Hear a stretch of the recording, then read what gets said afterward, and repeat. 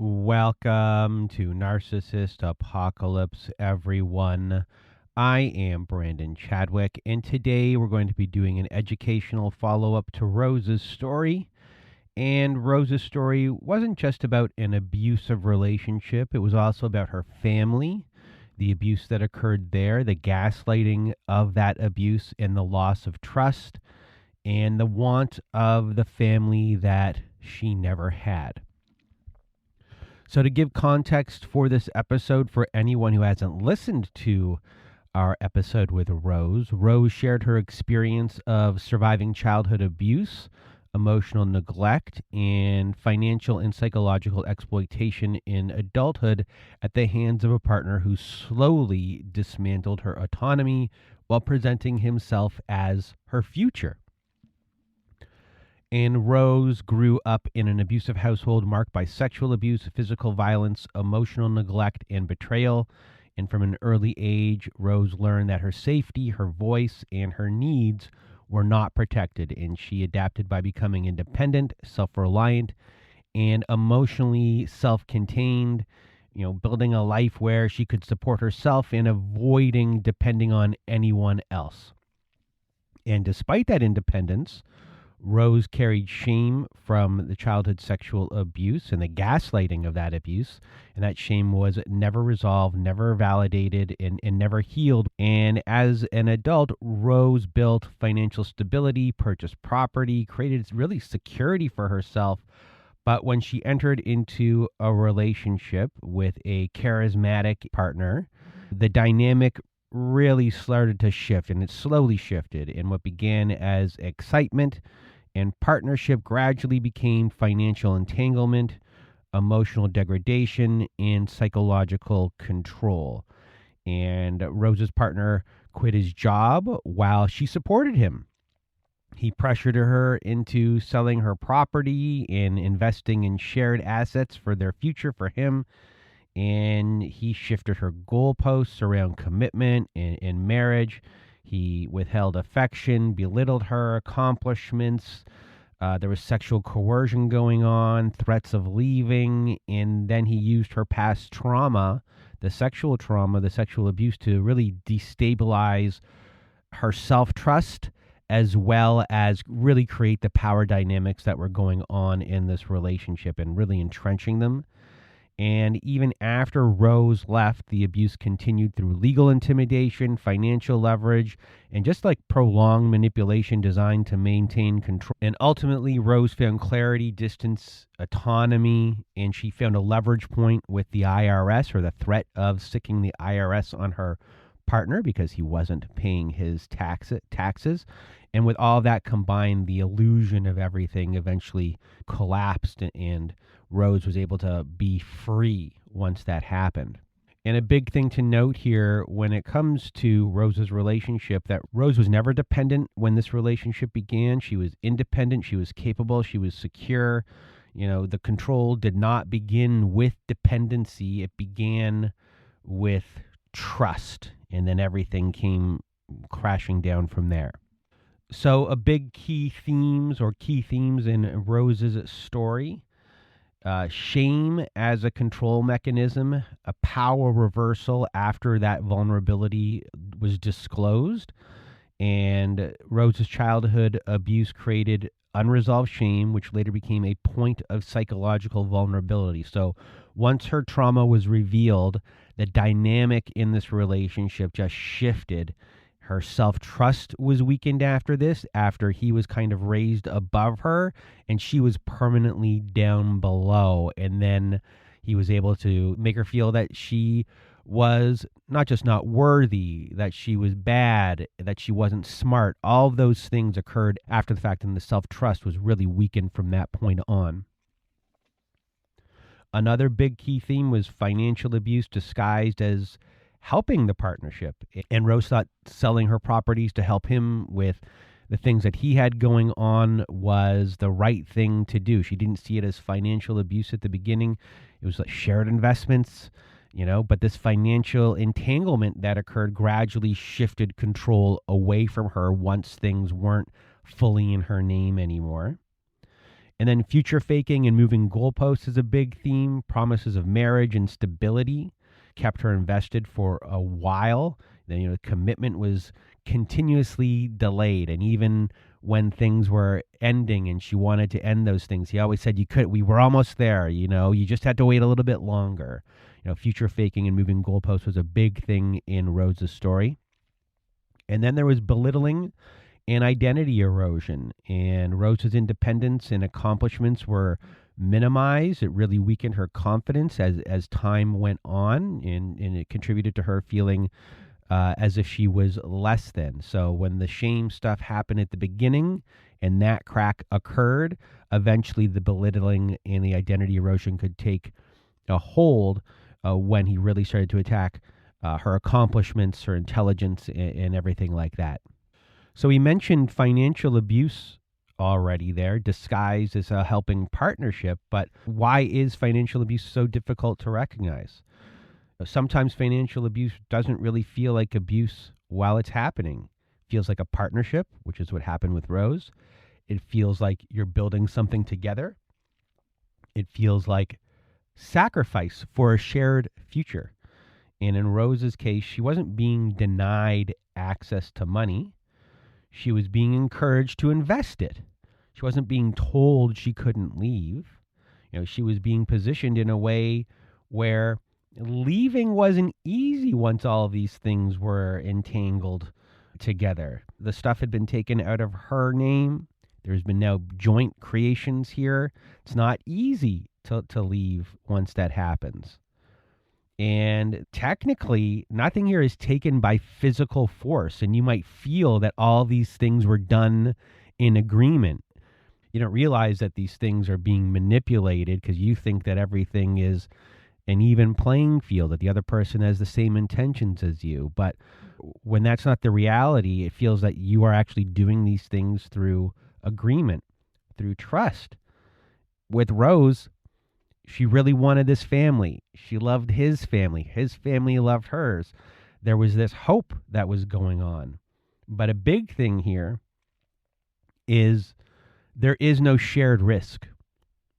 He had no risk. He was just taking everything that she had earned, everything that she had built. He took it. And there was no risk on his end of everything that he was doing with it because it was all Rose's before. She was the only one that had risk here. And in coercively controlled relationships, the survivor carries this risk while the abuser is just accumulating control. And that's what was happening here. The control here was shifting. It was being taken out of her hand, her autonomy, and now it shifted into this control on his side. And by the time the imbalance really becomes visible, the cost of leaving becomes higher, and that is done on purpose. It makes it very difficult at this point to leave once this type of financial abuse, financial control takes place in the coercive control realm. So the fog, fear, obligation, guilt, and we also add shame here, keeps one in a relationship for much longer. And for Rose, this is how the fear, obligation, guilt, and shame worked in her story. So fear of losing financial stability she built herself. So it's not easy to untangle the things that she got manipulated into giving, the shared debt, property. Fear of leaving at this point becomes difficult because she doesn't know what she can get back. This guy is a lawyer. It makes it a lot tougher when someone you're dealing with is also a lawyer. So that helps keep her in this relationship longer. And there's an overlap here. The obligation of this one, where it can be a double on this one, is obligation is commitment to shared investments. This is my duty as a good partner. Feeling obligated to have to do these things even though you don't want to becomes the obligation part, which becomes part of this control. Fear of abandonment and emotional withdrawal. So for Rose, there were breakup threats. And if Rose didn't comply with the sexual coercion, there were threats as well of leaving. So these threats are always occurring here. And based upon how Rose grew up, these are huge fears. So for Rose, these breakup threats really reinforced compliance on her part. She didn't want that instability. So the fear of abandonment and the withdrawal really, it kept her here. Fear of losing the family she never had. And as you heard in her story, Rose really never had a family she could trust. They were kind of always around, even though that they abused her throughout her whole entire life. So she always wanted a family, and a family that she could trust and love, and kids and in-laws. And she loved the in-laws that she had right here with this person. So she didn't want to lose that. So there's this fear of losing this family that she never had. You know, his family represented this belonging in this experience. So leaving this relationship, she would have to lose that as well. So that's also keeping her here. And then there's fear of legal and financial retaliation. And because of his profession and the financial control that he created, this is a really big fear. She feared the retaliation of everything. If she wanted more, she didn't really feel like she could get more. The legal end of things, which made things difficult for her to want to leave. And even in the process of leaving, she feared this whole entire process. It wasn't until her friend said to her that she could contact the IRS. She had that on him, that he didn't pay his taxes. That was when the kind of the fear was taken away, once she had a little bit of leverage. But this was a real fear for her that kept her in the relationship and kept her in the legal process for a while. And then there's the fear of escalations. The fear of escalations could be saying no, because every time that she said no, then there were threats, and there were threats of leaving. There was belittling. There was a lot of instability that was going on. So the fear of escalation kept Rose in this relationship for a while as well. And then up next, we have obligation. And this is obligation to honor the shared future. So that's a big thing that kept her there, the shared future, this future faking that had occurred that he really never intended. But there's investments, plans. It really created this psychological commitment. Overlap here is that Rose mentioned guilt when it came to this, because to her, leaving felt like she was betraying him. So this is where guilt comes in this part as well, the shared future. And then there's the obligation to support his career and success. And who wouldn't want to be a good partner and do that? So that obligation was created here. She funded this, so he could pursue his ambitions. He quit his job originally, and she helped fund that. And this was a sacrifice that she thought would lead to security, but she felt obligated to do this at the beginning. And this, again, keeps her in the relationship longer. And then there is a big one in obligation, and the last one in obligation that we have here is obligation to not talking about this relationship with others. And it was a really big thing that she not talk to other people. This is what you don't do inside of relationships, and this created isolation. And she was obligated to the relationship, and this is what she thought relationships did. And that isolation helped her not really talk to anyone about what was going on. And it's hard to find a way out when you can't bounce these things off of others to really fully understand what was going on or get someone else's opinion. So this obligation to not talking about the relationship with others became a really big thing. And up next, we have guilt and shame. And there was shame rooted in childhood sexual abuse, and this created a vulnerability to the psychological control. And when this was taken by her partner to be used against her, she felt less than. It created a power dynamic. It was the big power dynamic shift in this relationship.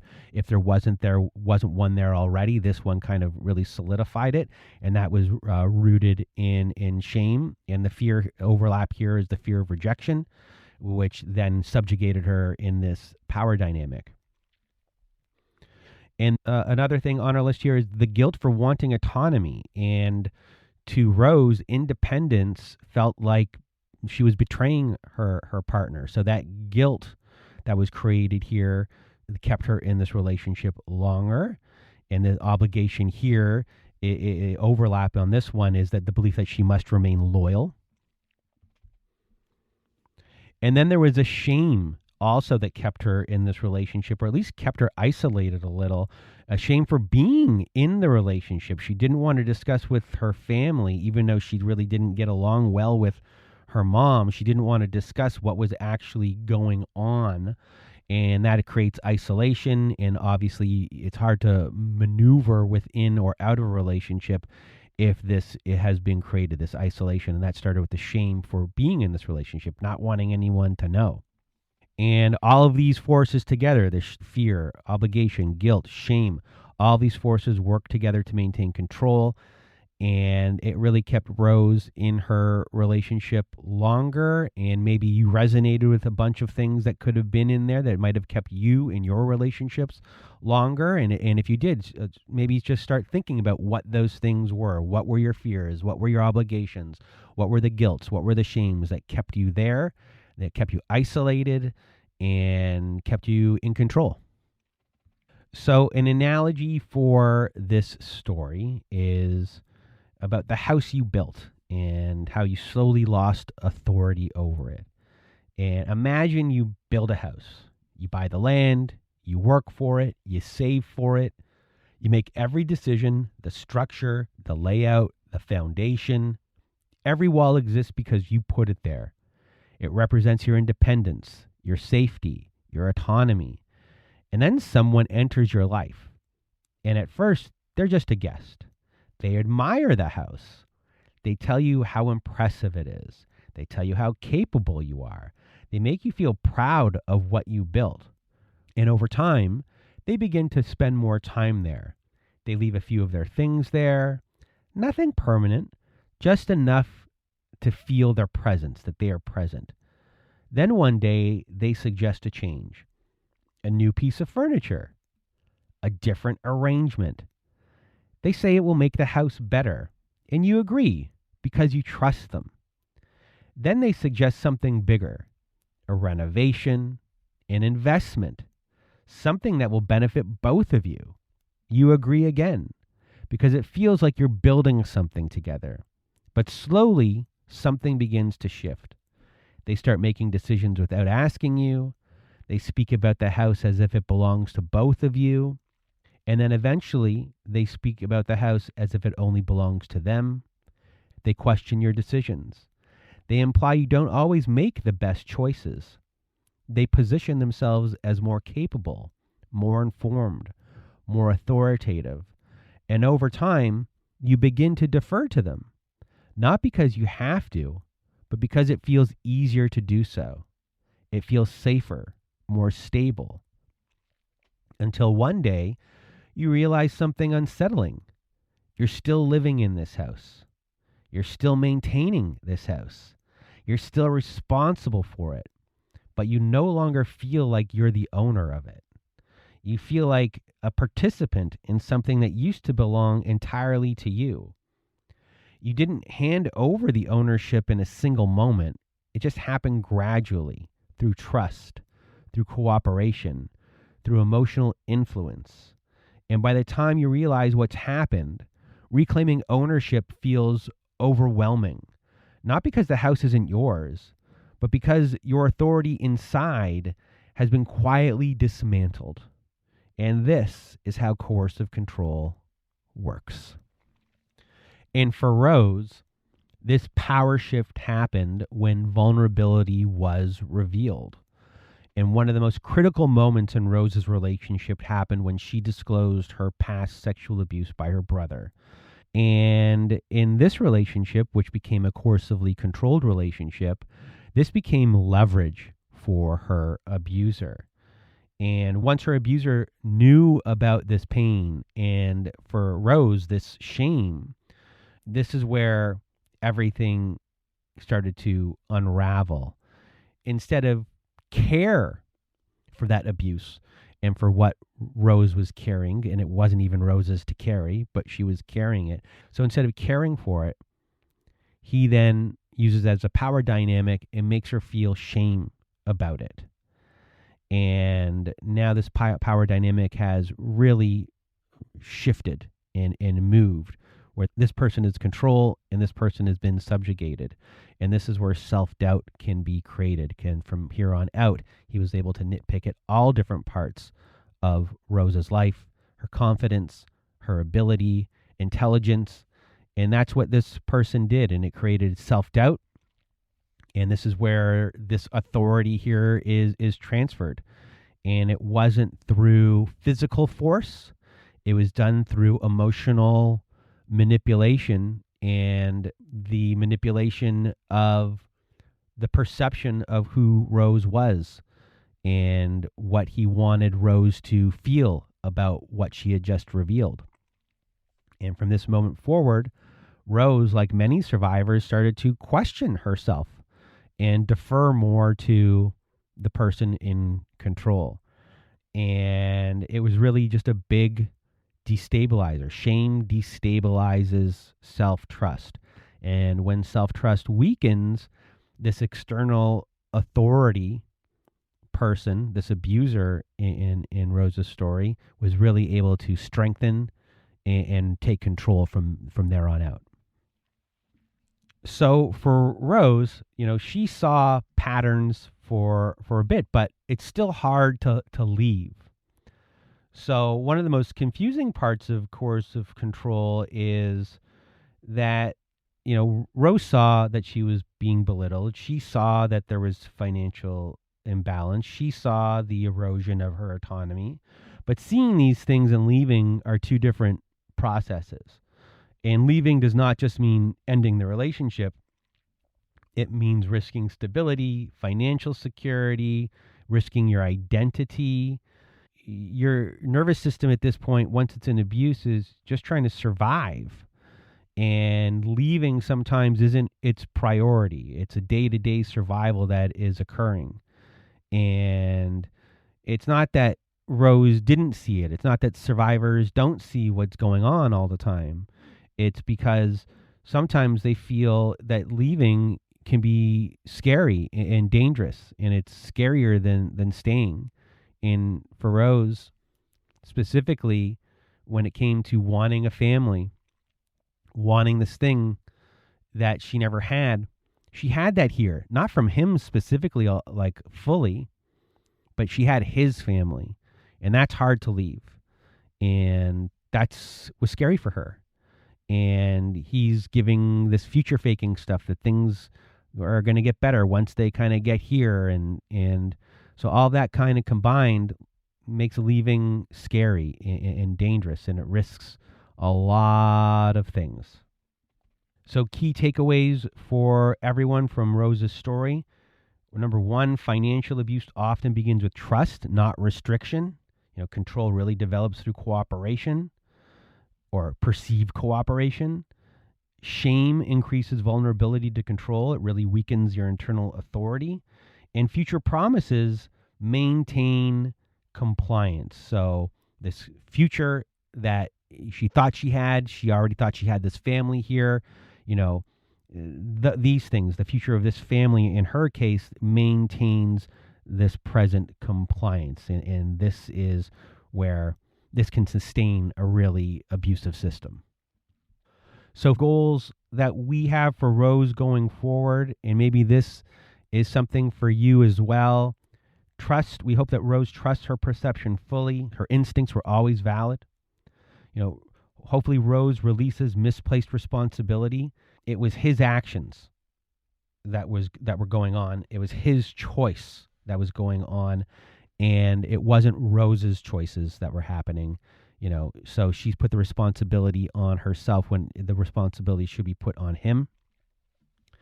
Heal internalized shame. It's not an easy thing to do, but we really hope that Rose and others can have that, because the shame that she's carrying, it was never really hers to carry. And for everyone out there who's listening, it was not yours to carry either, whatever shame that is. And maintain autonomy without guilt. Independence is safety, and build relationships rooted in mutual respect. And those are 5 goals for Rose and you as well that we have going forward. And now we're just going to do what we did last week, which is like a letter to everyone here. So if you're wondering how the abuse happened to you, we just want to remind you that you didn't fail. You adapted, you trusted, you hoped, you survived. And control does not begin with harm, it begins with connection. Leaving does not begin with certainty, it begins with clarity. And you are not weak for staying, you are strong for surviving. You are allowed to rebuild, and you are allowed to trust yourself again.